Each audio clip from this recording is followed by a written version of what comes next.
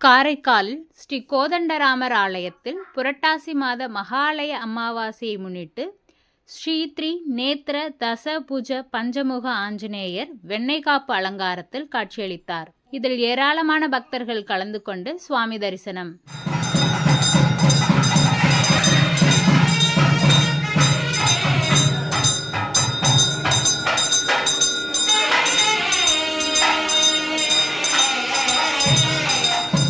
புதுச்சேரி மாநிலம் காரைக்காலில் புரட்டாசி மாத மகாலய அமாவாசையை முன்னிட்டு கோவில்பத்து பகுதியில் அமைந்துள்ள புகழ்பெற்ற ஸ்ரீ கோதண்டராமர் ஆலயத்தில் கோதண்டராமர் மற்றும் ஸ்ரீ நேத்ர தசபுஜ பஞ்சமுக ஆஞ்சநேயருக்கு சிறப்பு அபிஷேக ஆராதனைகள் நடைபெற்றது.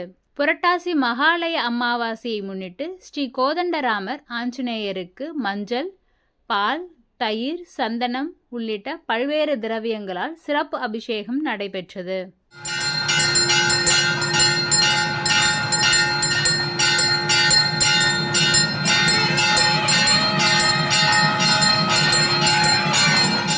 தொடர்ந்து சீதை லட்சுமணன் ஆஞ்சநேயருக்கு ஸ்ரீராமர் பல வண்ண மலர்களால் சிறப்பு திருக்கோலத்தில் பக்தர்களுக்கு அருள்பாலித்த மூலவர் ஸ்ரீ நேத்ர தசபுஜ பஞ்சமுக ஆஞ்சநேயருக்கு சகஸ்ரநாம அர்ச்சனையும் மகா தீபாராதனையும் நடைபெற்றது.